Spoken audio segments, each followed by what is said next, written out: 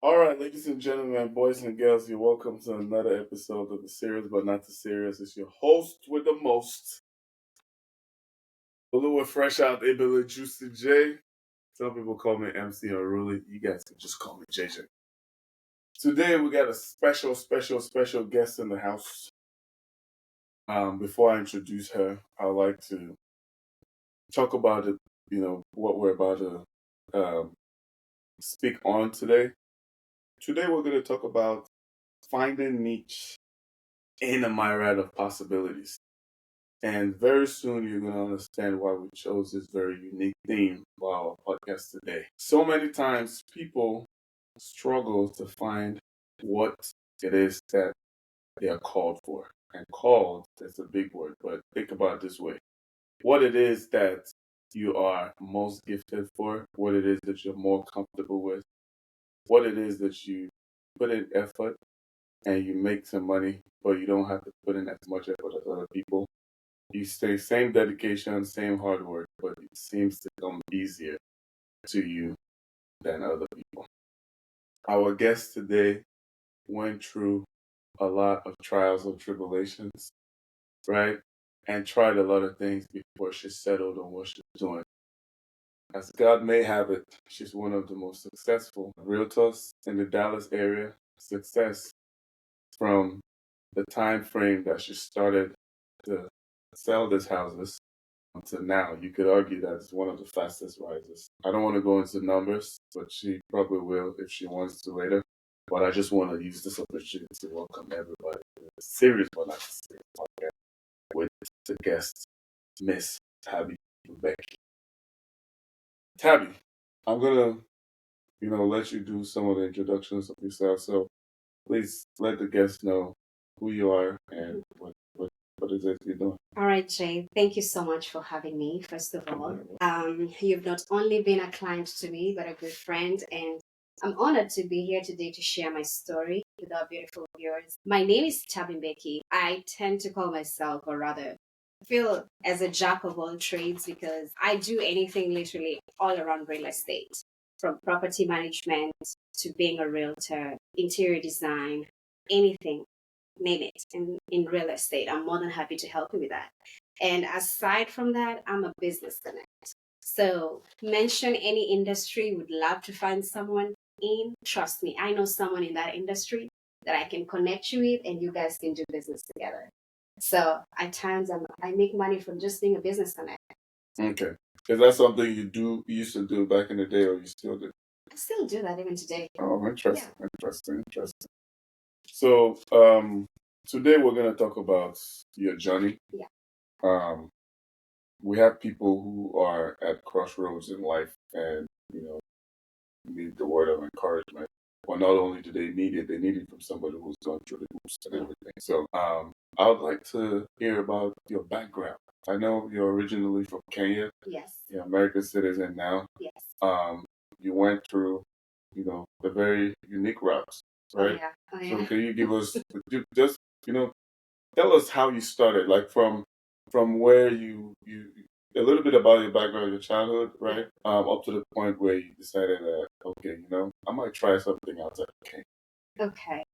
Well, I come from a very humble background in Kenya. To be precise, I was not born and raised in Nairobi City. It was like an hour away from the city in a place called Thika in Kenya, where my mom was working as a nurse and she was married then to my father. But when I was around 10 years old, they separated. And at that time, the company my mom was also working in had changes and challenges going on that they had to fire people. So it was a lot of things going on also at the same time, being most part of the breadwinner, most part of me growing up. So I was the first one. I have a small sister, not too small, maybe just 2 years difference. Growing up as a firstborn, I used to see the challenges my mom went through, and then with the separation, my mom had to take us to a boarding school. You were 10 at the time? Yes, I was 10, and my mom took me to a boarding school. That time, she was facing challenges with the other job that forced everybody to quit. It was shutting down. She had to look for another job. Mm-hmm. And at that time, finding a job was all the way out in the suburbs. So my mom had no other choice than to take us to a boarding school. My sister was like 8 years old. So I was like the mother to my sister in the boarding school. How old? How was the gap between you and your sister? It's just 2 years. But my sister, I think, just made the last born. And me taking over the role as the firstborn, it entailed me taking care of her and guiding her and protecting her in school. Because you know how things can work. My sister is those type of people that are not that. What's the best term for that? I can say she's very shy. Okay. And she's very so the opposite of you. Very opposite of me. Like we are two totally different people. Do you think your dad was like that? What's your mom's personality? With that respect. My mom is very calm, funny enough, but she's very hardworking and a go-getter. Is she introvert?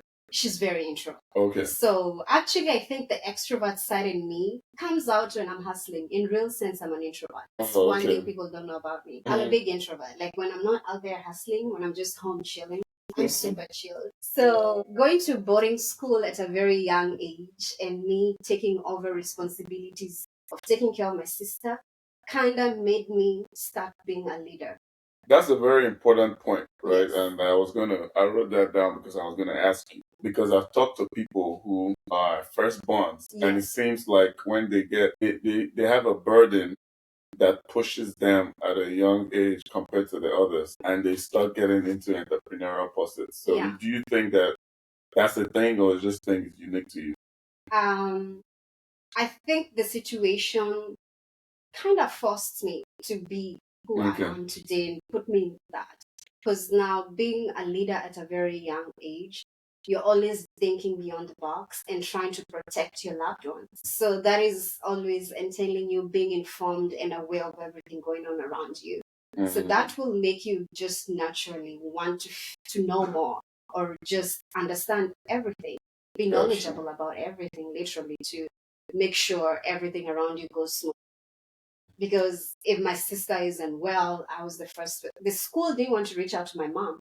But me being the leader I am, I always was like, you have to call my mother. This does not look good. And my mom was a nurse. So she had already trained us on some signs and symptoms. I already knew if this is happening, we need to let her know. Right. Because growing up, I never went to the hospital. She always used to treat us at home. Herbal medicine. African style. Herbal medicine, but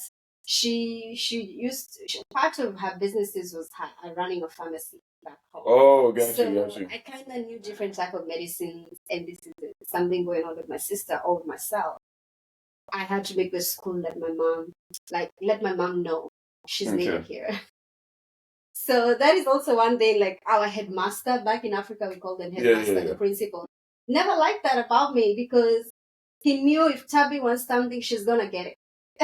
And how we're talking about less than 10 years old, or 10 years old or less. 10, 11 years old, yeah. So that means you were hard-headed from young age.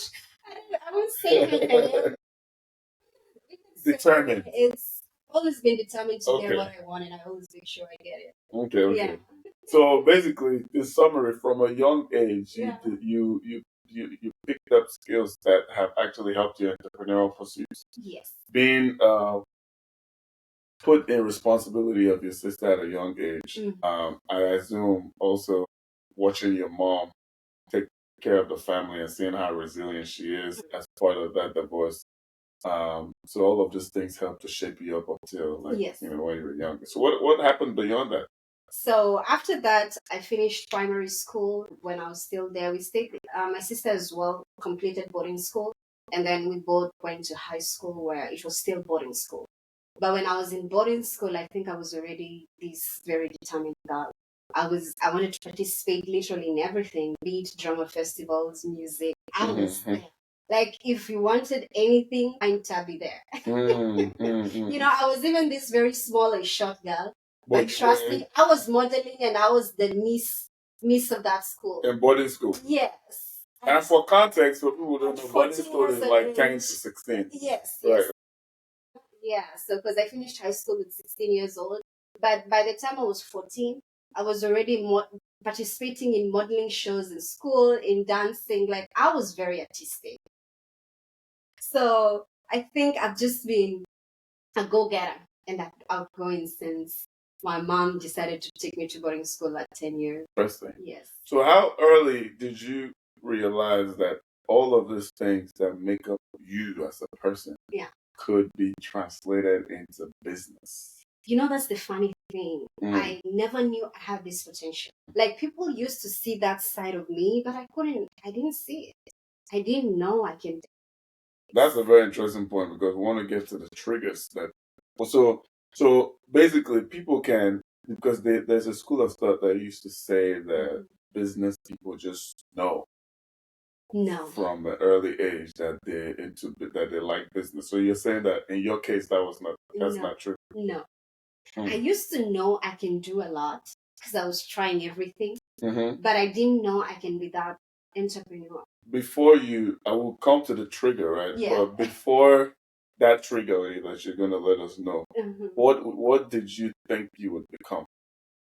To be honest, growing up, all I wanted to be was a cabin crew, an air hostess. And why? Because you found them when you saw they were looking good. I just looked how pretty they looked, how nice they dressed. And that's all I wanted to do. My mom, of course, being a typical African mom, wanted me to be a doctor or a banker or something. But that was not my path. If you asked me, all I wanted to be was an air hostess. And that's how we used to call it then before now. So your friends too wanted to be air hostess. So this, because what I noticed with Africans that time is kind of like they were like the hot careers that people wanted to become. Yeah. Right? So if you take like 5 different people, girls in the same girl group, 3 of them wanted to be air hostess. That's one of them. True. So now this is you, very bubbly personality, arts loving, wanted to be a air hostess, probably girly and all those diva and all those things. And one would think, a business, a savvy businesswoman that you've become, and looking at that image, it's like 2 unidentical, probably not from the same parent. So where is that bridge? Yeah. What happened? Let me tell you, first of all, this is the weird part, because growing up when I was in high school with my mom, we used to fight.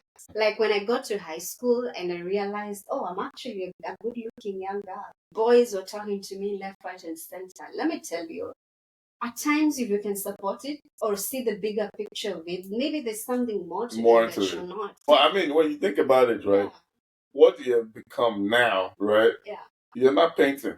You're not drawing. No. You became a businesswoman. Yeah. So behaving how you wear it is with it. But that's interesting. Being African too, I can resonate with some of the things that you're saying, right? In terms of like the overbearing parent who needs you to be on your teeth, right? Yes. And not jeopardize all the chances. In Africa, the margin of error is kind of like little. You can't just be doing whatever you want to do because your fate is not yours alone. A lot of people are depending on what you become. I'm telling you. So yeah, but so we want to really follow you through your journey, right? So now we want to see what happened. Where is that switch? Okay. What triggered you to choosing a path, towards where you are? And where you are is a businesswoman, right? But let's forget about the business itself, the actual thing that you're doing for the business, the path of profit making. Okay. When did you decide that, okay, you know what? I want to make money, and the traditional path that I thought is probably not going to make me the money that I think that I'm going to make. Yeah. Where did that switch happen? Okay, so after I cleared high school, my mom wanted me to go to a university, and I told her, I think you're wasting your money. Until today, she has never forgotten that sentence. I told her, I think you're wasting your money. I feel like I can do more. I'm a very artistic girl. I used to participate in dance competitions and all that. And through that, me engaging, like I left my mom's house at 17 and I moved to the city, Nairobi City. And at that point, I was already interacting with a lot of people successful in different fields. And I think me talking to people, like since then until today, I've always been the youngest in any circle or environment I go to. Because I was already meeting people who are successful in different fields and teaching me about so many other different things and aspects in life. And at that time is when I met my ex then, who used to live in Dubai. So where in Kenya? Yes, I met him in Kenya. He had come for vacation, so I decided to visit him in Dubai. Like we dated for 1 year, in Kenya. I was so young then still. I didn't even know much about relationship, but I was like, hey. That was your first? Yeah, Dubai sounds like a plan. So when I moved to Dubai. You moved with him? So actually in Abu Dhabi, not Dubai, Abu Dhabi in the UAE. You moved with him to Abu Dhabi? So yeah, I went to visit. Okay. And then when I visited, I liked it. And I decided to stay in Abu Dhabi. Yeah. But things didn't work out between me and him. So I decided to move to Dubai, where I didn't know anybody. So this is the strange. This is where my story starts. I left someone I knew who could take care of everything. Never wanted me to work. That's where the issue started. But I was like, how I know myself, I need to get something going on myself, you know. So that's how I decided to. I didn't even pack my things. I moved. I didn't have a phone. I didn't have anything. I relocated to Dubai. You didn't have a phone? I didn't have anything. And I remember even getting my Did you tell your mom? Fare, nobody knew about it. Even getting the bus fare for me to get to Dubai, I got into a taxi. I knew if I tell a taxi person I don't have any bus fare, they won't carry me. So me, I entered the taxi. And then when we were about to reach the bus station, I started telling Abu Dhabi to Dubai, you can take a taxi? Yeah, it's like a 1 hour and a half. Gotcha. Taxi. But I needed a taxi to take me to the bus station.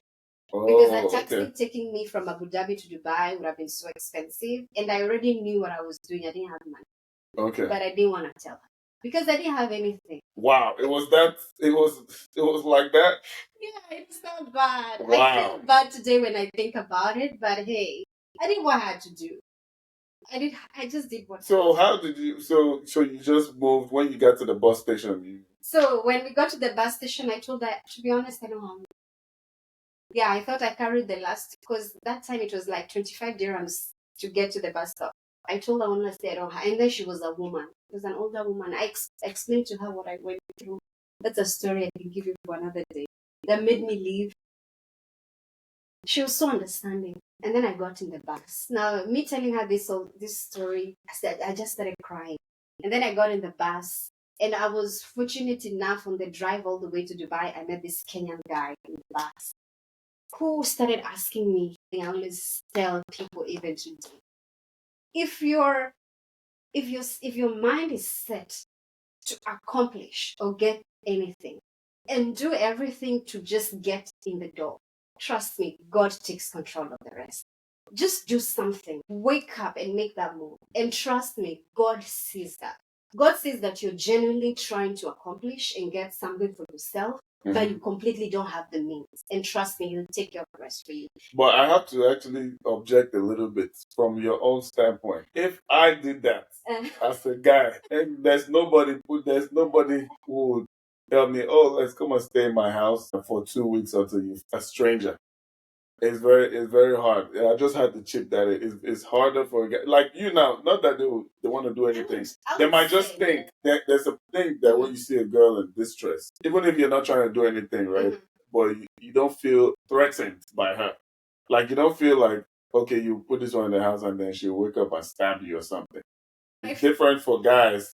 You know, there's a lot of things that you think before you take a stranger and go put it in your house for 2 weeks before he finds his feet. I feel like that mindset works more in America, but in Africa and in Middle East, people are very open to help anyone, and especially if you meet your fellow Africans. That probably is true. People are very open. I tend to differ when it comes to America. That will never happen. But if it's Africa, people are helpful, and especially.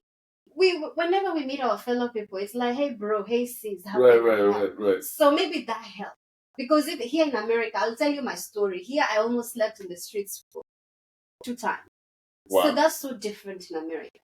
We cannot compare with Africa and back there. People are more open. Yeah, people are open to help because people remember when they needed help. And especially majority of those people are all expatriates like me going there. So they also suffered or went through maybe the same process.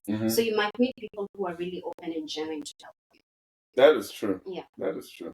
Well, okay. Yeah, I take that back. So you went and so you decided to spend 2 weeks there and find your feet. Or what happened next? Yeah, so when I moved there, I had to borrow them money. To borrow money from them? Yeah. Okay. Like I told them I don't have anything. And I didn't even have money to put on there's a card you use for the bus. So you have to put money in it. So I didn't even have that. So I borrowed them money, and that day I was just applying. They were so helpful. Let me tell you, like, and me, I'm one person who's always grateful. Like till today, I still communicate with them. And there are people who even will reach out to me anytime. I will help because they took me in without even thinking twice about it. And they were not thinking about taking advantage of me. And they helped me with a computer. I applied. I didn't even have a CV. Let's start from there. I didn't even have a CV. They helped me create a CV. But did you have papers for Dubai? I was there on a resident permit. Okay, No, sorry, I was on a visit visa, but I was gonna it was expiring in 1 month. Okay. So I had to get a job within 1 month. So you get change it to for people who don't know, in Dubai, Emirates, you can get a job with a visiting visa? Yes, you can get a job, and then now they apply a residence visa for you. The job? Yeah. Really? So and how long does a resident visa? It can come out even in a week. What's the term? So it's like how you go for an interview, you get a job offer. If you accept the offer, sign it, then now they start working on your residence visa. So when they give you, how long does the resident visa last for expire? So it depends if you've signed a job offer for 2 years contract or 3 years contract. That's how long your that other new job will now change your residence into their company and give you the duration of the contract as well. Gotcha. Yeah. So that's what happened, and I got into the bus for an interview. I was called. Actually, I just applied. Back then, now let me take this back. Back then, applying for jobs in Dubai was so easy to get a job. It's not like nowadays. It was so easy. I remember when I got my first job, I had like 3 offer letters. I was to choose which one I wanted. In Dubai? I had like 3 offer letters. I just decided which one I want. So I decided to go with one for it's a company. It's a government company called Imar. So that's where my journey started properly. Okay. Yeah. So they processed the residence visa for me. For 2 years. Yeah. But I had to exit. You have to exit and now come back with the residence visa. So I exited, went to Kenya, and then I came back. Okay. And that's where my journey started properly. Oh, interesting. So your journey started from Dubai. You made a move that most people would not make. You took it at heart to escape your situation, took chances with strangers, and immediately tried to legalize your stay in a foreign country. So when you got the 2 years visa, did you stay the entire 2 years? And what exactly were you getting by? So my contract was for 3 years. So I was working in a kids entertainment facility. It's called Kidzania. Oh, they have Kidzania here. Yes. I was working in Kidzania in Dubai for 3 years, and then every year they used to do a reassessment because now a lot of people were coming to Dubai to do jobs every other year. So now every year they used to do what do they call it? A refresh. And getting people who can come in with a lower salary. Because the longer you were in the company, you came in with a higher salary. So now they were. So basically, they're using people there. Well, that's the life we live in, right? No, I mean for everybody else, it's an opportunity. The process is they're trying to use people, dump them, get the cheapest labor at the point, and then recycle it. Yeah, so because we cannot compare the price we were earning and people who are coming before us. So it's like now after our time now they started recruiting more people with part-time jobs, not full-time. So you were doing full-time. Yeah, because we were getting the best benefits, best insurance and all that. So that was good. But after my 3rd year, they decided they won't renew my contract because now they were terminating a lot of people and now getting a lot of people in. So and let me guess, if they terminate your contract before 3 years, what happens to your resident permit? So they give you 3 months to look for a job. Gotcha. And they pay you also for 3 months. Who pays? The company. Oh, gotcha. So they terminate you without you. I didn't cause any problems. So it was just a normal thing they used to do every year. Yeah, better laws than the United States. So yeah, I've never been employed in employment. 3 months pay. Wow. Okay. Well, so yeah, we were able to get 3 months salary, and that's where my journey started for real estate, which I didn't know would happen. Okay, so 3 months without a job, without a salary, and not knowing where else to move in terms of employment. Exactly. Triggered something in you. So this is the interesting part. So I was, of course, after being terminated, I'm not trying to just get any job that would just pay me anything. I was used to a certain lifestyle. It was a good pay. It was decent. We had the best insurance. Like if you're saying you're working for a Immigrant Success, it's a big name, you know? And that's the funny thing. Whenever anyone asked me where I worked, I used to say I'm working for Imar. The first thing people think about is real estate because that's what it's known. It's Burj Khalifa in Dubai. The Kidzania was owned by them? Yes. Okay, gotcha. Okay. So I worked there for 3 years, and then part of me now looking for a new job. This was my last shot. I was remaining 1 week for me to leave Dubai because now had not gotten a job. So I went to I thought this was my last interview, and I was like, God, this is my last interview this week. Please help me get this job. I can't imagine going back to Kenya. So I went to this interview. It was a real estate brokerage firm. As what? I was applying for a secretary position. So I went for the interview, and then the sales director interviewed me and told me, his name is Alexi. I won't forget him today. He said, hey, I think you need to meet our CEO. I was like, secretary job. Why do I need to meet a CEO? Mm-hmm. So I didn't know. So 15 minutes later, I met the CEO. His name is Makram. One man I'll always be grateful for. He's Arab. He's Arab, yeah. He's from Lebanon. He's Lebanese. So he had multiple other businesses, but real estate was his main gig. So he interviewed me, and then he told me, Tabby, any smart man will not put you on the reception. I did not understand what he said. I told him, come again. What do you mean? I told him, if it's something I don't know about the job, please, I'm willing to learn. I'm willing to learn. All it takes for me to be a good receptionist. I have 1 week there, and I don't want to go back to Kenya. And he told me, you know what? I want you to go back home. Think about what you want to do and come back to me with me tomorrow. So, let's walk back now. The interview, this was after the interview. Yeah. So, did they tell you to sell something in the interview? Did they ask you any sales-related questions? So, they were able to glean from the interview that you're probably a better salesperson than a secretary. He said you have so much potential. Do you think there's anything that you did during the interview that actually resonated with the sales side? All I just said is I did sales back in Kenya, but this was the sales of selling mobile phones in Africa. Was it on your resume? The promotion, yeah. That was just it. Doing the promotions in Africa that we do for selling mobile phones. Mm-hmm. That was just it that was on my resume. Okay. And then with the small money I had started a small business. I was selling handbags and shoes. This was at 18 years of age before I moved to the UAE. Okay. So that was only the sales experience I had. Okay. Yeah, but he said he can as a receptionist. So I have to go back home, think of what I want to do, and then come back to him the following day. Oh, so okay. I left the interview. I called one of my good friends. His name is Max. He's a videographer in Dubai. I asked him. I called him. I told him, Max, you've been in this industry longer than me.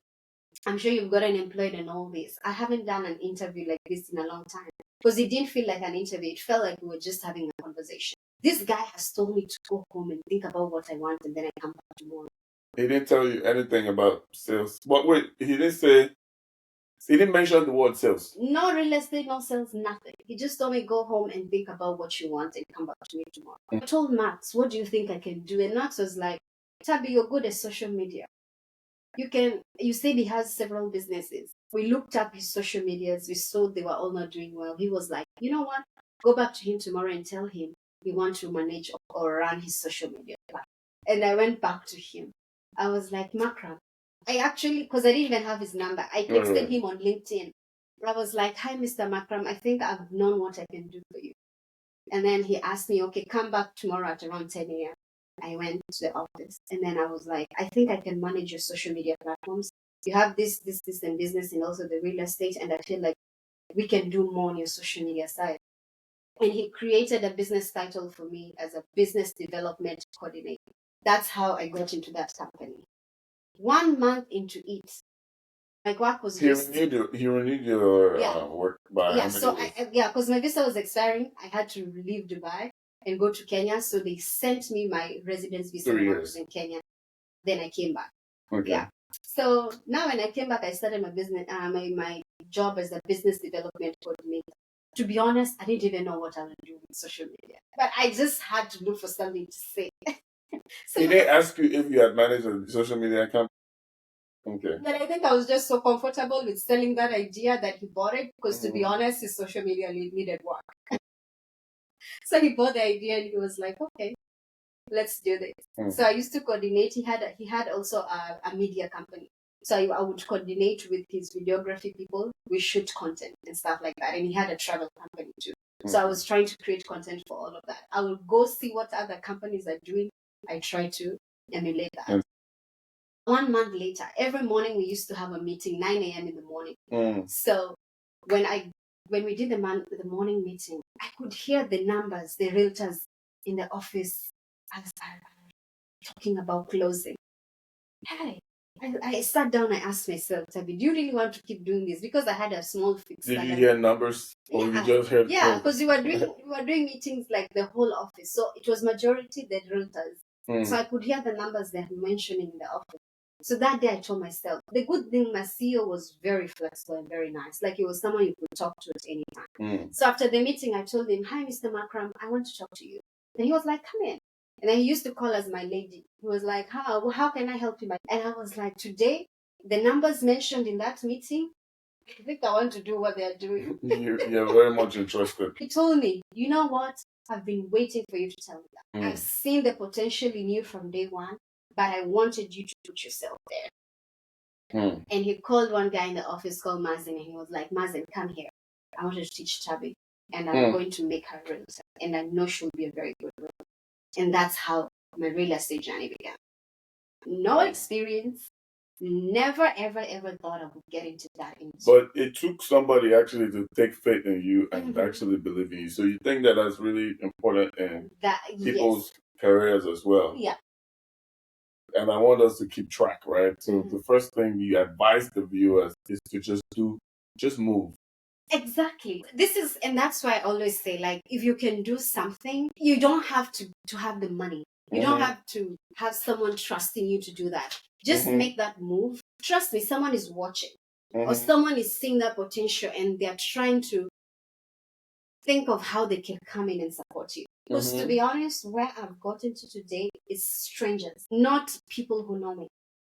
It's strangers, like completely strangers who I've come across in my life, and they've really reshaped everything about different aspects of my life. But would not have come across your life if you didn't meet them, if you didn't make the move to go out of your bubble and meet.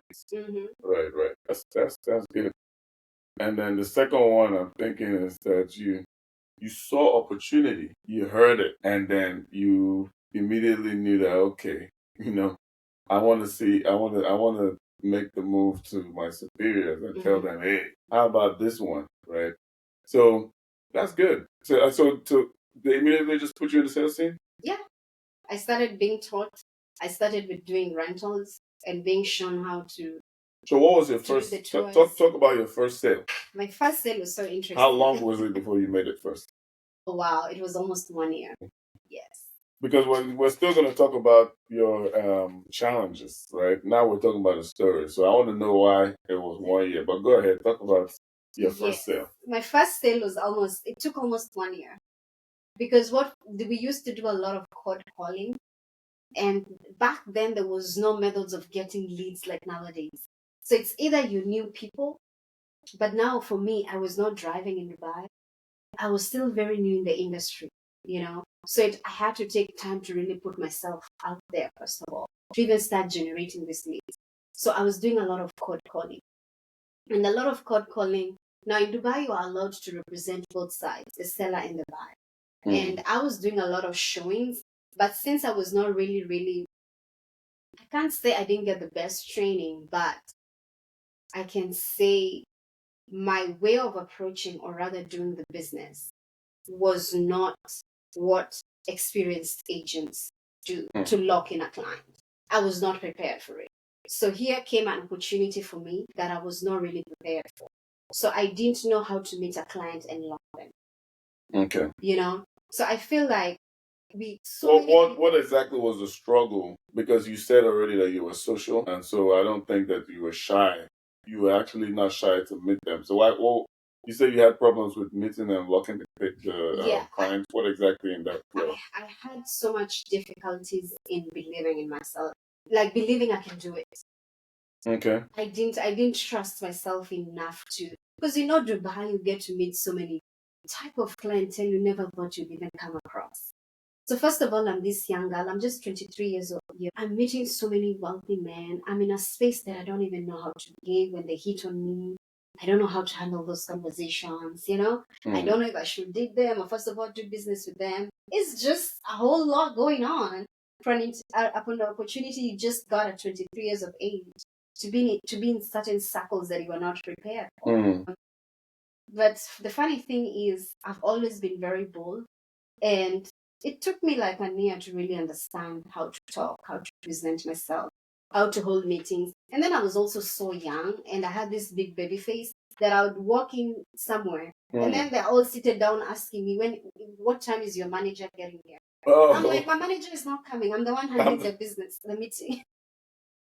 So that is also one big challenge I used to face. People used to think I was so young. I still face it today too, you know, but that was a big challenge I faced. Okay, so how did you overcome the challenge? You said that you just allowed the time to do its work while you met people, got your confidence level out, and then when it came, you mentioned there's something about the way that you do business, being that that's one of your advantages. Can you expand on that a little bit? It's like how you actually we're working through, I assume, a plan. Step one, step two, step three. You were new, you had not figured out all the tricks and everything, but you said there's a way that you go about business that actually sets you apart. What can you explain? Yeah, because this is something I've also realized when I started doing real estate here as well. We can teach you everything about real estate, but if you've not worked on yourself first, in terms of your personality, in terms of your knowledge and experience of everything else outside real estate, because you need to connect with people, first of all, on a personal level before they even get to know you and trust you and give you business. Okay. So that's an art you have to master with time. Okay. You just don't become a realtor and think you're just going to start selling. So you have to connect with them, yes, on a personal basis. And it's not easy for someone who's not used to be social, or if you always think you're too bougie or you cannot what is it called? I cannot approach people. You need to know how to be ready to approach people. Okay. You need to know how to connect and always research. Always know something outside real estate or beyond what you know.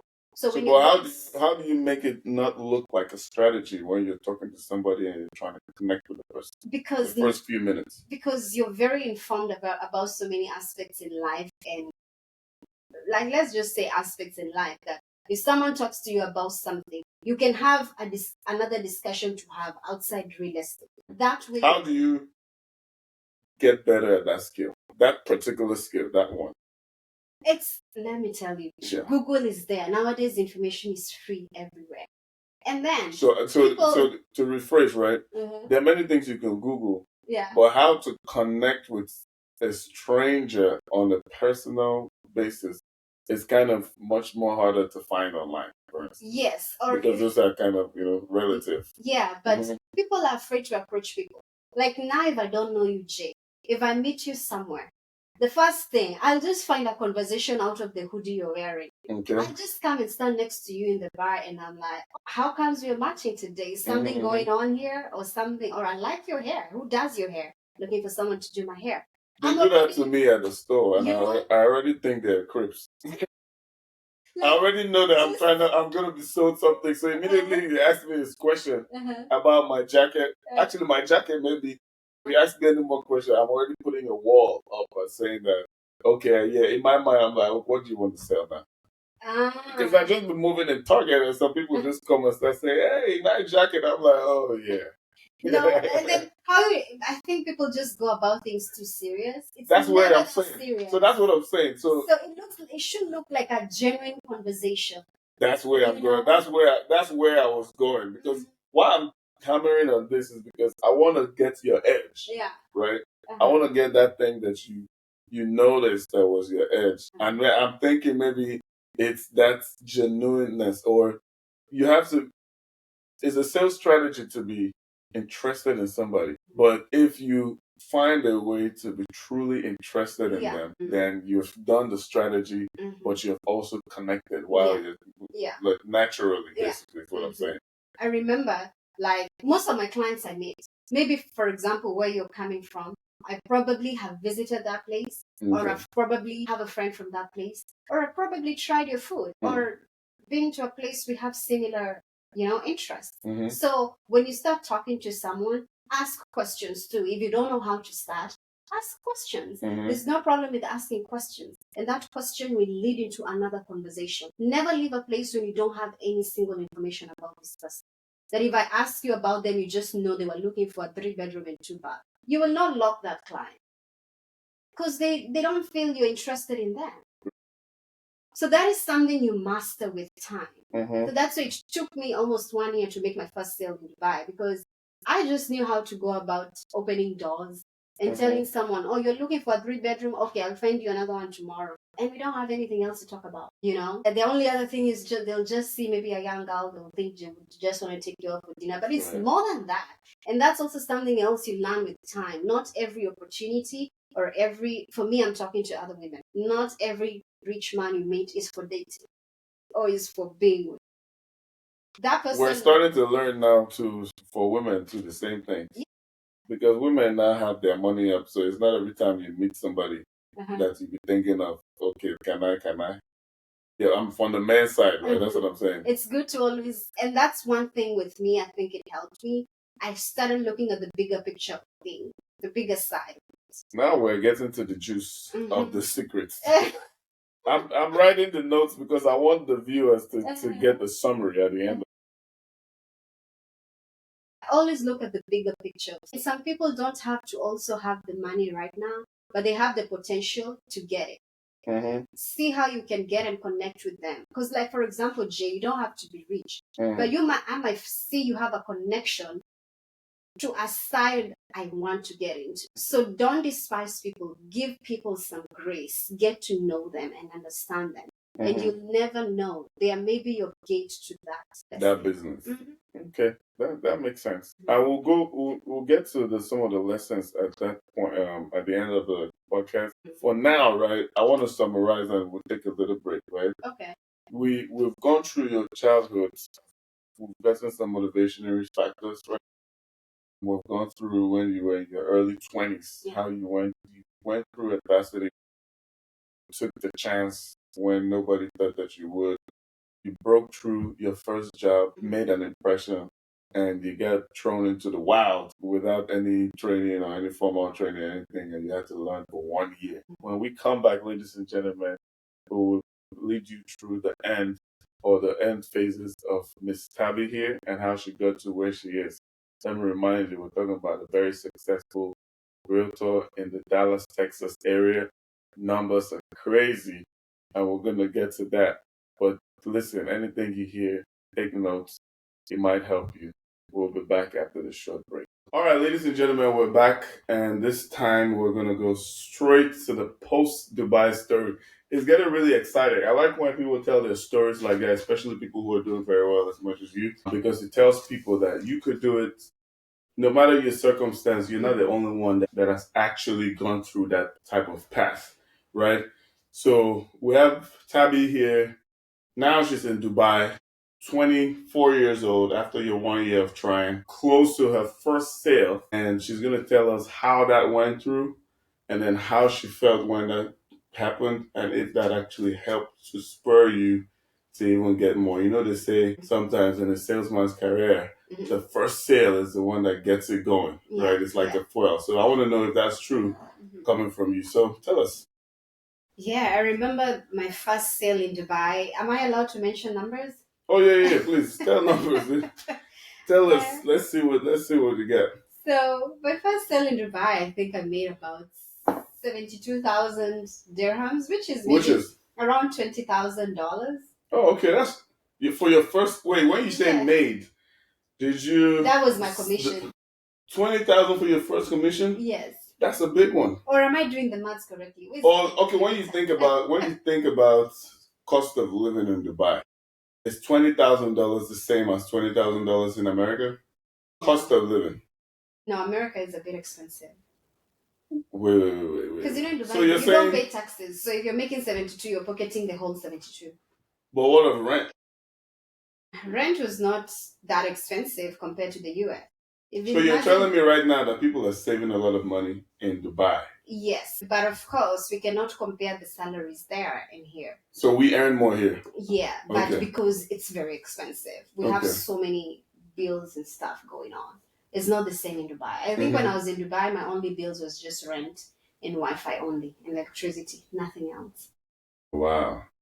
That's And crazy. now, unless if I want to move places, transportation only. But here, like, every day there's a bill for something. There's a bill for just driving. Literally everything. Yeah. Yeah. So, and the funny part is a bill. You can have a bill from January to 31st. In Dubai, you knew all your bills are just all on 31st or on first. Wow. That's it. That's crazy. I mean, I hear it a lot of in a lot of countries is the same thing, but I just thought because Dubai has a lot of like expatriates, I thought it was going to be different. I thought it was going to be more closely related to the United States than any other thing. Yeah. So 20,000 first paycheck. What did you sell? I actually sold a 3 bedroom. It was a 2 bedroom condo, like an apartment. Yeah. It was actually 2 bedroom and a half, 2.2. In a high rise? Yeah, yes, in a high rise building. Okay. So how did you make that first sale? Well, how did you meet the client? You know, what do you think made you close that sale real fast? I think because it was a personal client, I knew. Okay, you knew the person. But I knew the person from now starting to go out. I met her actually somewhere in a club. Okay. That's the weird part. That's like at times. Was she outside, African or was she? Yeah, she was African, yeah. Okay. When you go outside, you meet people, find similar interests, and connect. And you never know who's going to give you business. Yeah. Rather than just sitting at home or saying you have all the training, but you've not prepared yourself to start meeting people. Actually, I'm big in networking. Like most of my clients, I find them through networking. So what would you say were the top places that you would network? In America, find your niche. Look for the type of clientele you want to work with and go to events related to that. Okay. So if help. For instance, meet tech conferences, I can go over there and then yes, if you're trying to get business in the tech world where you are in, to tech events or go to real estate events too, or business startups or investing. You never know where you will meet these people because a lot of people running businesses in the day we are in need tech, so you never know where you can help in. And you might not be their client, but they'll introduce you to someone else who knows someone else who knows someone else. Gotcha. So that's how you need to look at it. It's not just that person you're talking to. Okay. It might be their circle, might need you. So that networking skills and the fact that you love networking in the first place helped you tremendously to get your first client. And then with that money, where were you? I'm sure you were very excited. Was that the biggest money you had touched at that point? Yes, that's the biggest money. And it was a bulk money in your account. Oh, Did you refresh your app to see when you got the 20? And you know the funny thing is, I think I just bought my mom a small house in Kenya, and after that, the rest I don't know what I did with it. Oh, so your first priority was let me get my mom right in the first place. Okay, so you took a big chunk of that money. Yeah, so, like most part of my hustle has always been taking care of my family. Yeah. Then after that, I continued doing my real estate sales and all that in Dubai. And one day, I did, I think 6 months prior to me getting a job. That's the funny thing. When I was terminated from my previous job, even before I got into real estate, I tried applying for a green card lottery to the US. Because now I was telling God, I cannot go back to Kenya. I need to find another way, somewhere else to move to. And at that point, it was America in my mind. So what made America pop up in your mind? So that at that time, one of my closest friends had also just relocated to the US. And most Africans, it's either you go to America or somewhere else in Europe or UK. Yeah. And there was the green card lottery that happens every May. I decided to apply because that's around the time I lost my job. No, you applied in Dubai. When I was in Dubai, as I was looking for. So you can apply for a lottery from anywhere. But so wait, they have how do you apply for a lottery? So basically, you go to the DV. It's a US government website called DV Lottery. So you just need your passport picture your passport pictures, your image, and actually that's just it, and your email address. Submit your information and then send it. And then it takes about 1 year. Excuse me, if you apply around May, the results the results come out. No, if you apply around November, the application is around October, November, end of the year. Once you apply, the results come out around May. So when the results are out, you'll be able to go in with the confirmation number it gave you at the end of the application, and you'll know whether you won it or not. So for me, it was my first trial, and I got it. You got the visa lottery. Wow. Yes. I used to wonder what type of luck people have that get visa lotteries. I haven't played it before, but I find it very interesting that people just go play a lottery for visa. I've never won a lottery in my life. I'm the key. Is that your first lottery? No, I'm always winning different things. I don't know. You better go try that lottery. I was even saying I'm gonna try this Powerball. You never know. Some people just have it. Yeah. I'm like, man, I've never. So that's what happened. I won the lottery, and now it diverted myself from thinking about growing my real estate career into planning myself to come to America. Okay. Because here I am, I've won a lottery, but I don't even know where I'm going to stay. I didn't know people in America. Well, you had a friend, your close friend, you said moved. Yes, but at that time they could not host me. They were just trying to get their feet going. Yeah, they could not host me, so I had to figure it out myself. So that was the toughest part.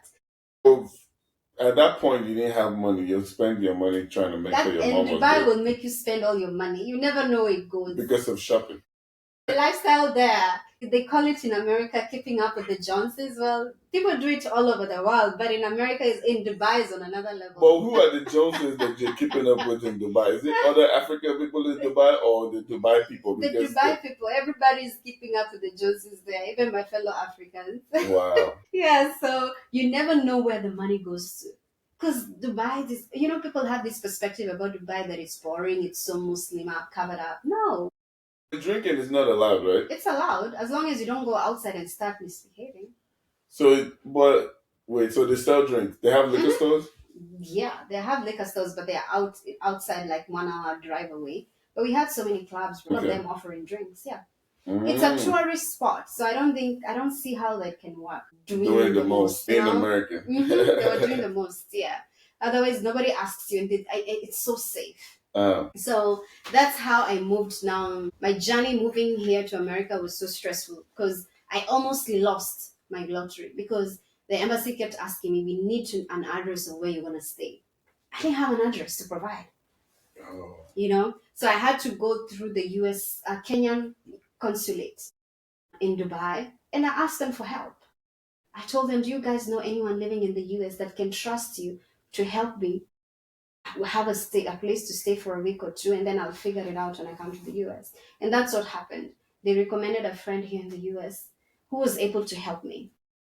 What does she help you with? Just an address? Just an address of where my green card was going to be sent and where I'll be staying for the first few weeks until I figure things out. Now, I didn't know I was also in for another long ride. Me getting to the US, 2 weeks later, lockdown. So that was the most, I didn't expect to start like that. I didn't expect to come here and get into a direct lockdown. Right. So here my papers have been delayed. I cannot get my green card, my social, nothing. I can't do anything. So I just had to wait. And that waiting, that COVID took almost 6 months or 7. So by the time I was getting all my documentation, 1 year is over. So for me, even being here for 5 years, I literally counted it as 4. Because the second year is literally when I started doing something for myself. Because the lockdown was almost 2 years, actually. Yeah, but at least people started coming out a bit towards the end of 2020, start of 2021. Right. So that's when I started now looking for something to do. Yeah. And then through that time, I'd already started going outside a bit, try to meet people, understand what happens here. Because when I got here, I actually realized so many people are not informed, especially in our African community. We all know one path. Because Jay took tech, they are all talking about tech. Because this one took this path, they all know just that path. Yeah, that's interesting because that's why I wanted to ask you about that, because one of my guests who said the same thing. And it's kind of like, it's mostly because on some reasons, one of the main reasons, because Africans kind of hoard information. So, for instance, when I tell you, I say, "Oh, what are you doing?" I say, "Tech." And why are people not that transparent? That's one thing I don't like. Because they just so the African male and female too thinks that is a competition against one another. And that's one. That's You get one. what I'm saying? That's one thing I want to be against today. If you want to go far, partnerships will take you far. People think that, oh, because I'm good in this, I can try challenge other people. You'll be so shocked how if you try delegate everything to your close friends or people you can trust in the same industry, you'll actually move faster than doing it alone. Yeah, which is why we even one of the reasons why this podcast is this series is on is because we want to show people that we have a shared experience and thinking that you hoard information because you want to guard it and be better in comparison to other people is actually doing yourself harm because the success of the group is always better for the individual than otherwise, right? So you sharing your story now lets people know that there are pathways that are outside of the traditional pathways to actually making it. And so when I realized that, I decided I need to look or form my own community of people I feel that will guide me and help me grow. Because I looked at myself as someone who's coming from experience already. I've already lived outside Kenya. It's not like I was coming fresh from Kenya. I felt like I have a lot of experience. I have the exposure, and I know what I want. So people talking to me, telling me, do this, do this. I felt like at the end of the day, yes, I make my own decision. But is this something I'm seeing myself doing it for a long run? And how is it gonna grow me too? Because I didn't want to get locked up in something that I have no growth. For me, I've always looked at life as if I see myself doing the same thing I've been doing the last 2 years, there's something wrong. If there's no growth, there's something wrong. I need to sit down, call myself in a meeting, and we address that. Because I need to look back 2 years and see the growth. And that's the only way you can get to where you want to be. That's interesting. That's an interesting take. I like that, right? We oftentimes think of all of these things as separate, right? But we need to start thinking about it as disjoint us, join together and they come along to become the things that make us who we are. So tell me, when you made that move, you came here, you had one friend, but probably another city, right? You said you were able to find your circle, right? How did you go from having no friends to not only the circle that you have now, but actually identifying members of the community, right, that actually were in line with your goals? So this is one thing even my partner normally says about me. I chase and I'm never afraid of chasing. I came here, I realized the people I'm running into are not gonna help me in any way. I decided to chase some people I had once met in Dubai or rather connected with at some point in my life, and I felt like they were really successful and doing better for themselves. And I decided to chase and find out what are they doing right that I can also start doing right for the moment I enter here. Okay. So you reached out to those old mentors. And I pressed so many buttons, so many times I could not get answers, but I never gave up.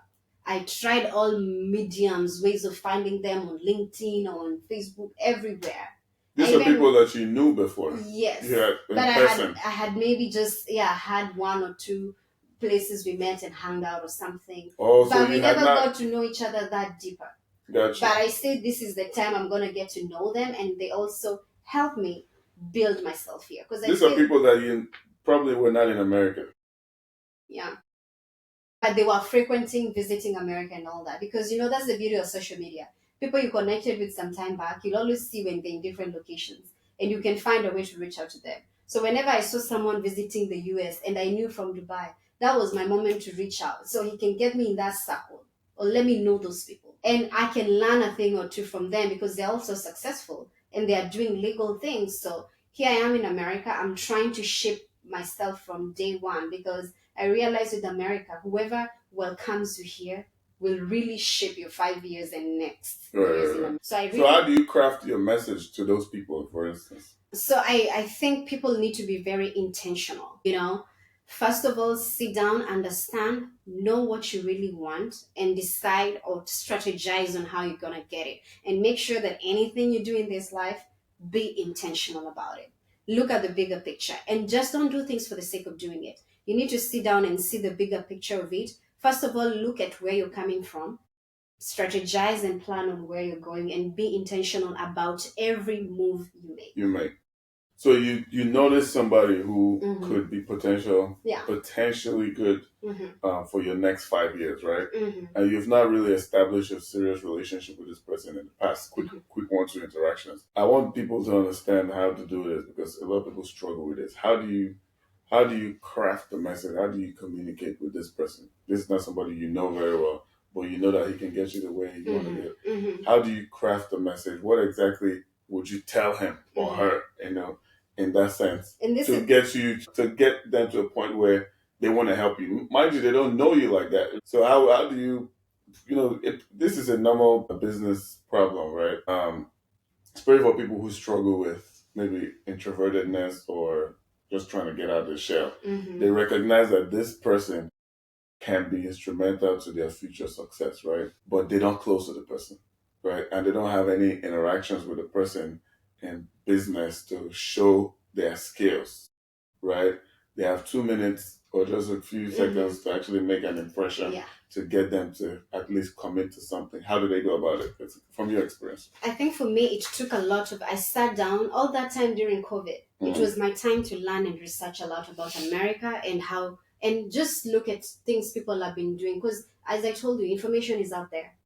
There was like this woman on YouTube I used to watch at that time called Anna Bay. She just used to talk to women on how to dress, present themselves. Because at times we really try to do too much to get into certain circles, but they really don't care about that. So it's all from, first of all, working on yourself and who you are, how to present yourself, what to say and not what to say. Because you want to walk into any circle and people can feel or see you're fitting in there. You're not really trying hard. Because trust me, people see that and people know that. Yeah, So, first of all, work on yourself before you decide. Because so many people come across people who can really help them. They get these opportunities, but they waste them by really trying so hard. You don't have to. Just understand how these people work, how they think, how they operate.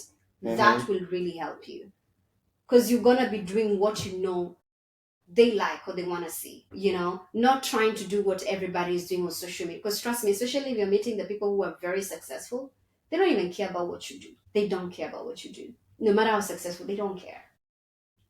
They just want to know you as a person and see what else you bring to the table and how they can help.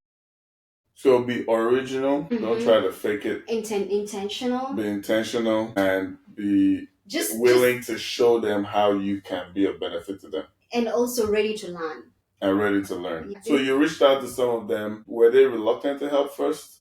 Yeah. Well, especially if there's some circles I've been fortunate to be in, it's not easy to get into. Would you say it's people's personalities, or would you just say they're trying to gatekeep? I feel like, especially, I'll talk on behalf of my fellow women. Most fortunate circles I've been in, we try too much. In terms of how we look, how we dress, how we do all that, it really does not. It will not sell you as such as you're thinking. Be more of smart up here. Whatever comes out of your mouth should match the brains, not just sitting there and you're looking pretty. There's too many of that nowadays. Men are even transforming themselves to be pretty women. So there's a Dallas realtor. Is one of the top realtors in Dallas. Is one guy, I think he's in the LGBTQ community.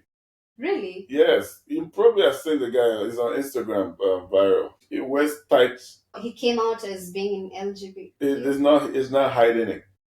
It's not something that he hides. But he's not something that he hides. So the Shade Room, one of those big blogs, have taken the guy, right? What I'm just saying, to your point where you say, like, some men are even sexualizing, they're taking the blueprint from women and even trying to sex, because the guy wears tight pants, and that's how he went viral. Walking, stylishly to the house, and people were just like in the comments just going in. But basically, I see what you mean. So the girls, so and maybe that's something we just talk about on the side too now because people, it's a trend. Is it true that most women, and this is just people say that, right? Yeah. Is it true that most women get into real estate journey for quote unquote hoism? Oh, is it true? So this is, I'll tell you this from my partner and men around me. You know, one thing they told me before I even became a realtor here again, they were like, you need to be very strategic and intentional on what you're putting online as a realtor because we are tired of seeing girls just selling themselves instead of selling houses. That's a word. And to be honest, most of them, you scroll down their social media, they don't have anything they're doing more than just showcasing $1 million homes, but there are no sales to show for. Right. Yeah, so I've heard about that a lot of times, but I don't know. But you cannot verify it. I cannot. It's just a saying on the internet where they say a retired whatever, they usually once they get to a point where they're not selling again, they just segue into and I real feel estate. like, especially if you're a woman of color, you need to move a certain way because we don't have that privilege as women not of color. Right. We don't have the same privileges. So you need to strategize and move accordingly. That is true. That is true. So basically, your advice to women in general, especially black women, would be to know what you need to know, come through as intelligent, and don't let people put you in that. Don't present yourself in such a way that your clients start to put you in that box. Idolizes you for something else. So that means to say that when the time when men used to criticize women's dressing, sometimes they were right. Is that fair to say? Because if somebody sees you dressing somehow, or you can dress whatever you want to dress, but if I think that outfits are like messages, right? People don't understand that once you wear an outfit, you're sending a message. That's why some days you'll be like, okay, you know what? I don't want to wear brown. I want to wear red. It has nothing to do with the weather. It's the same type of jacket, but you want to wear red today because you want to project, something. So whatever you put on, you're projecting a message.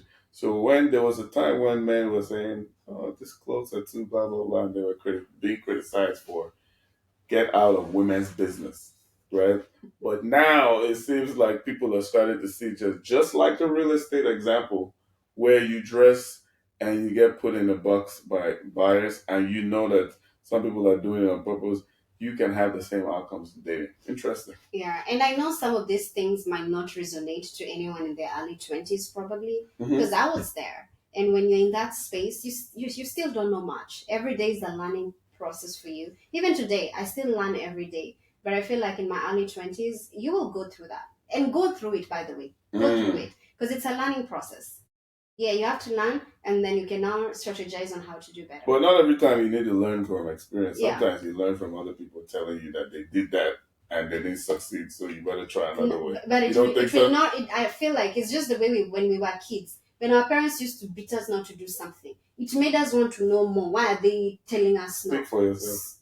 Really? I'm just playing.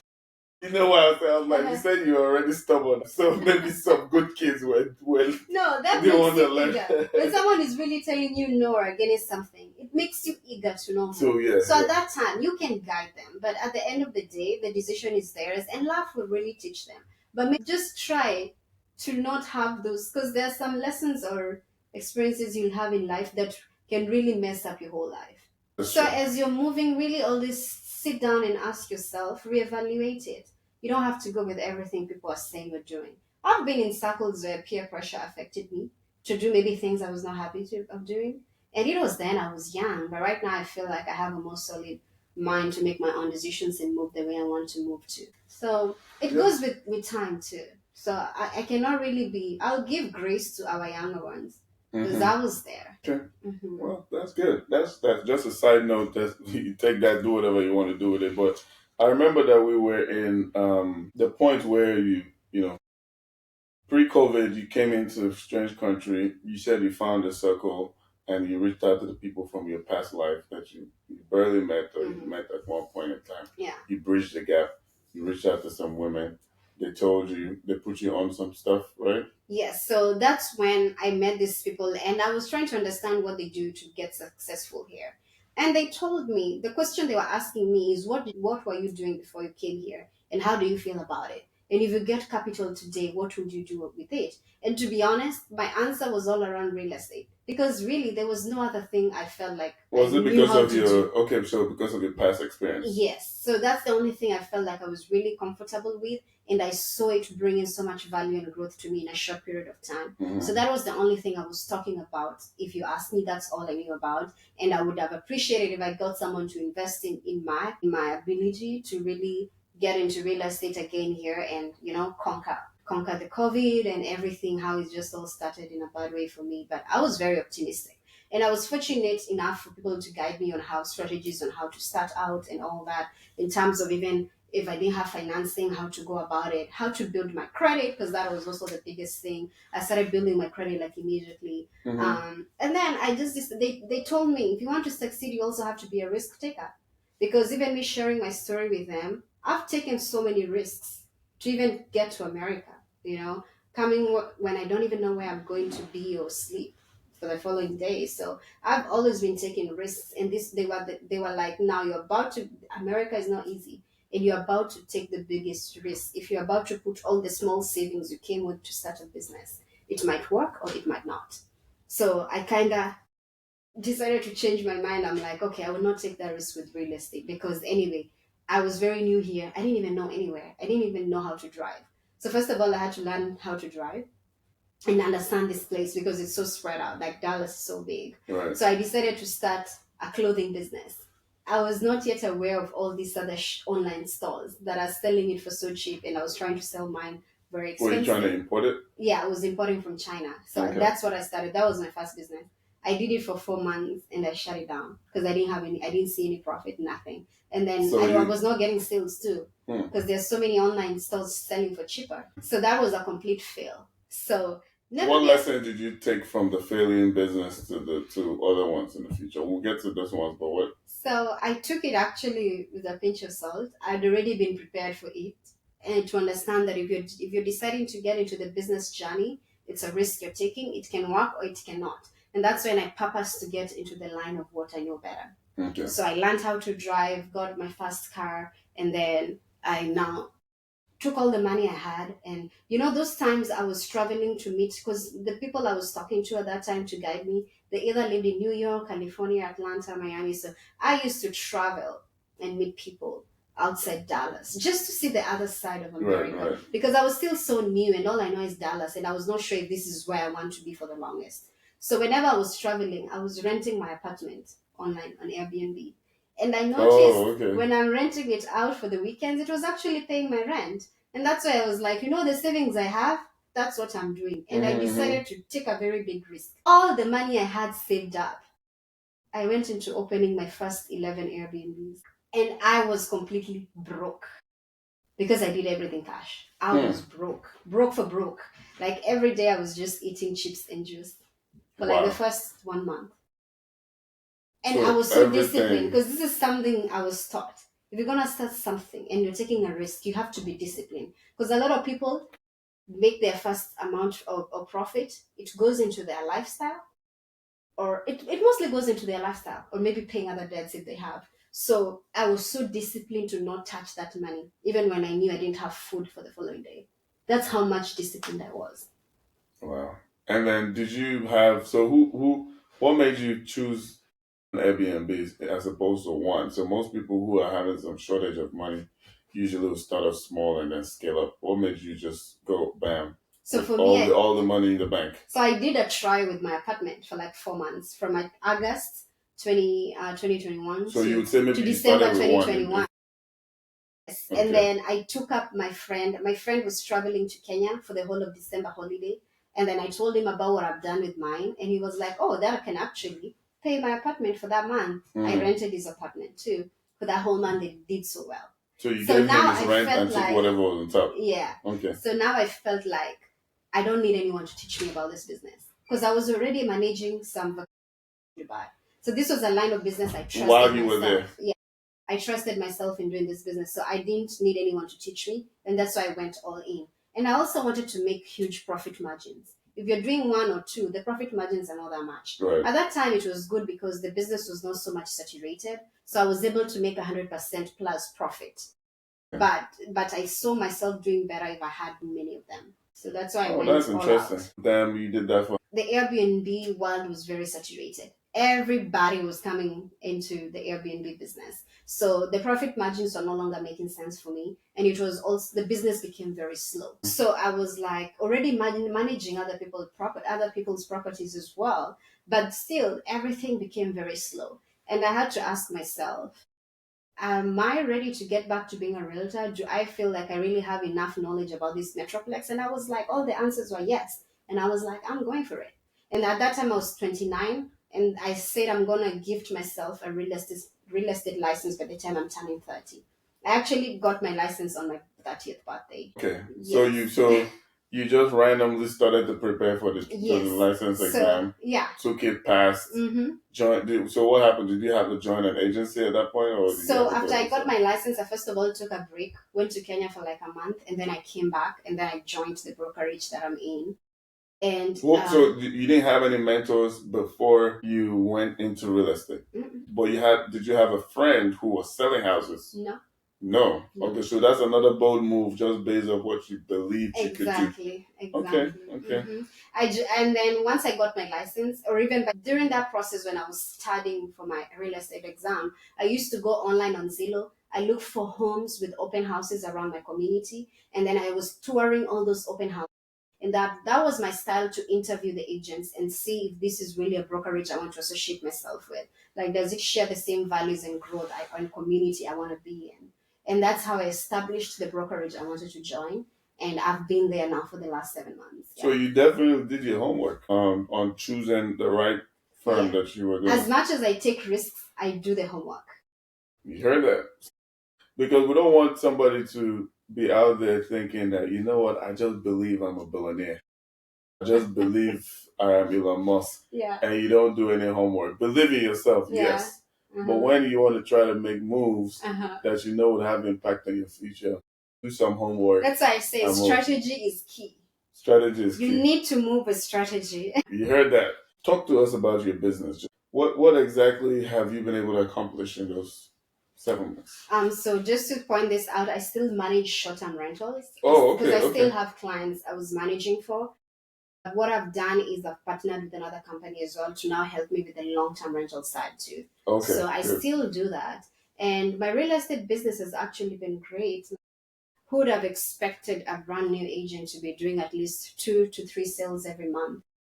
And in December, I was able to sell 7 homes. So that is such someone who's very... Who just started. Because, I thought it's going to be the same experience I had in Dubai. It took me 1 year to even do 1 sale. So I thought it's going to be the same. And it's the same thing here. There's so many... Wow, that's crazy. So, you just think about it. This is somebody who started 8 months ago and now down to selling 3 homes a month, 7 homes a month, killing the numbers in the DFW area. Those are big numbers. And what would you say, for everybody listening who hears your very unique story, all the way from Kenya through Dubai, homeless nearly, you said 2 days in America.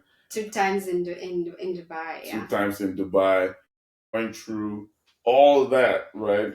And still made it now to somebody who's making 6 figures just selling homes, right? What would you say is your mindset and motivation? So the first thing is, we've heard a little bit of that, right? But if you were to summarize it in 1 or 2 sentences, what is your mindset? What motivates you? I think what motivates me is success. Because I'm honestly coming from humble beginnings, a lot of struggles to get where I am. So every small achievement for me is a very big milestone. So I'm so big or motivated by success. And I love helping others. Like, I don't think you can even be a good realtor if you don't enjoy helping others, So, and very soon I'll talk about that later, but I'm always open and ready to help anyone and guide anyone in any way they can to get up from the ground and get it and get going. it going. Because so many people share the same story as me, but most of them gave up, and that's one thing about me. I don't give up. I don't give up. I knock on all doors as much as I can. What lessons have you learned? This is another part of that immigrant story. From Kenya to Dubai, what was a culture shock or a lesson learned immediately from you moved straight from Kenya to Abu Dhabi to Dubai, right? What was the first culture shock coming from Kenya going outside to that area specifically? We're gonna come back to America. What was it? Yeah, I felt like Dubai was so diverse because you tend to meet almost every day. You can meet someone from a different country. Is it more diverse than America? I feel so because here, unless you live in New York, LA and New York. Yeah, unless you live in New York and California, in Dallas, you don't get to meet different nationalities every day. That is true. You get to learn a lot. Like just being in Dubai, I was able to learn how to speak Arabic. Like so I know the basics in Arabic, Russian, French. So there's a lot of Russians there? A lot. That is part of my biggest culture shock on how diverse it is out there. How people think, because you learn about so many cultures that you don't come across every other day in Dallas, Texas. What about the U.S.? When you moved from Dubai to the U.S., still coming from Africa, what do you think were the things where you came? Okay, another reason is this, right? What do you think if you were to be a realtor in Kenya, right? If you were to be a realtor in Dubai, if you were to be a realtor in America, you already know what it is to be like. But if you were a realtor, if you just transplanted yourself with all the mentality from back home, number one question is, would you succeed or be successful? Number two is, would it make you stay successful long term, basically? So think about it. Summarize the question as the mentality that you had in Kenya or the mentality that people use to sell homes in Kenya. If you transplanted it to America, would you still be making those numbers or would you be making more numbers? Think about it first. I think if I would transfer my experience from Dubai and the US to Kenya, I would make it more structured, bigger, because I feel like we lack structure.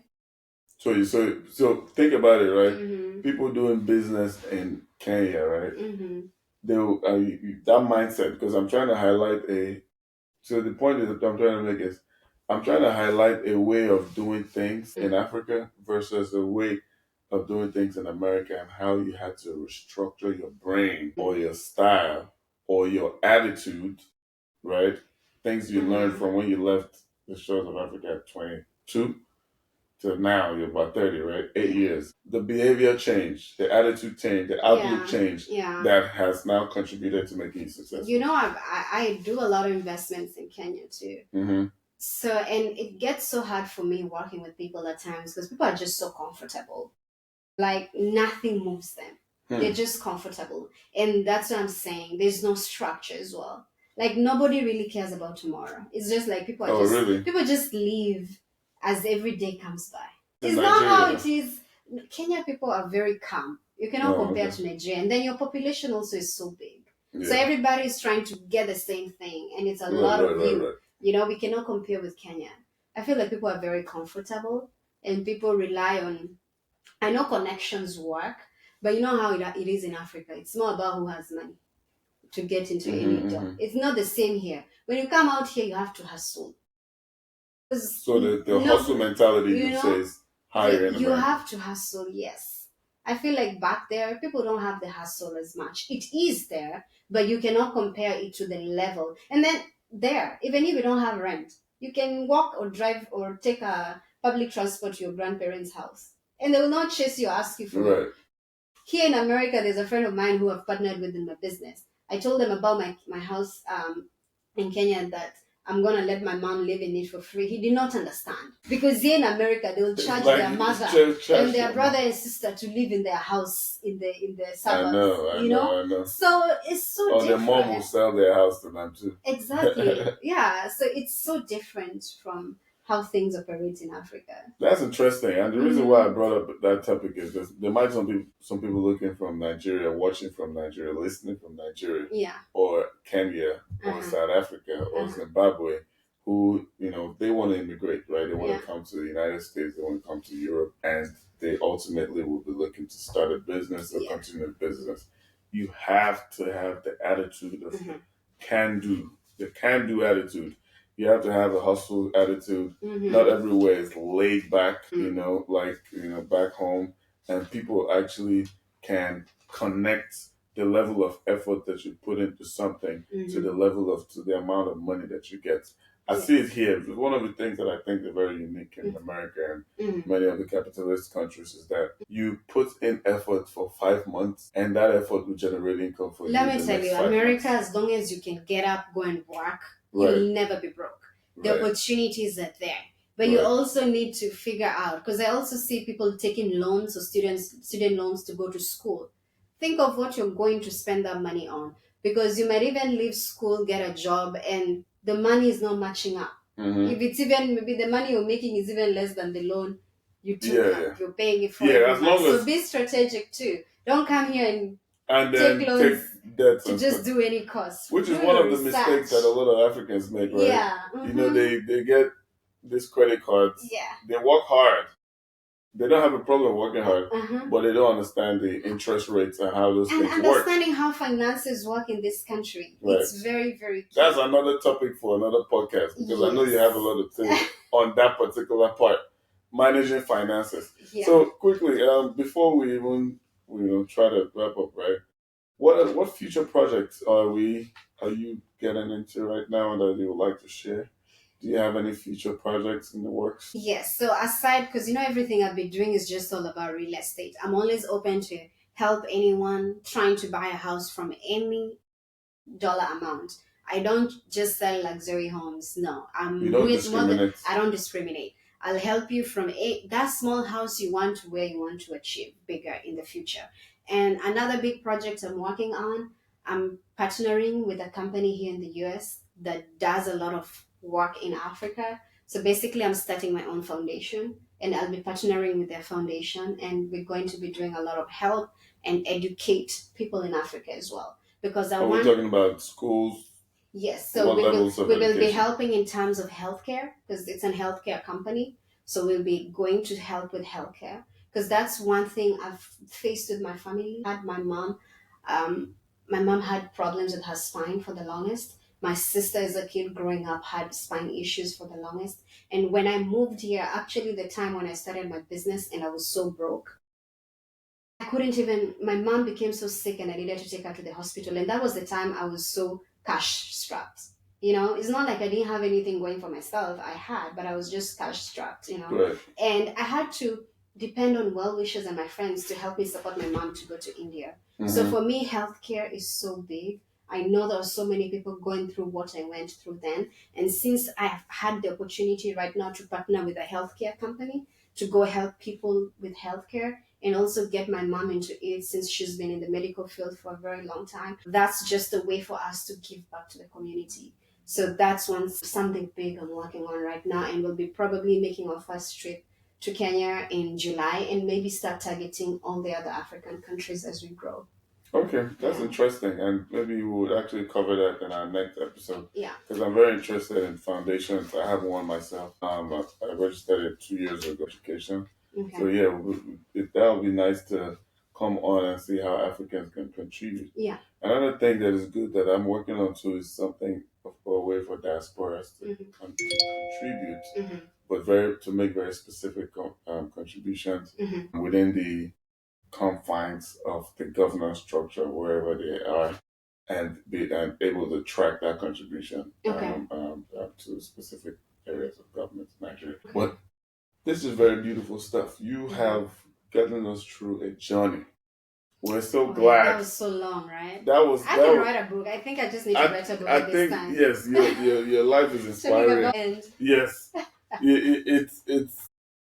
it's like this, right? If I could summarize it, here is somebody who was able to draw inspiration from her childhood.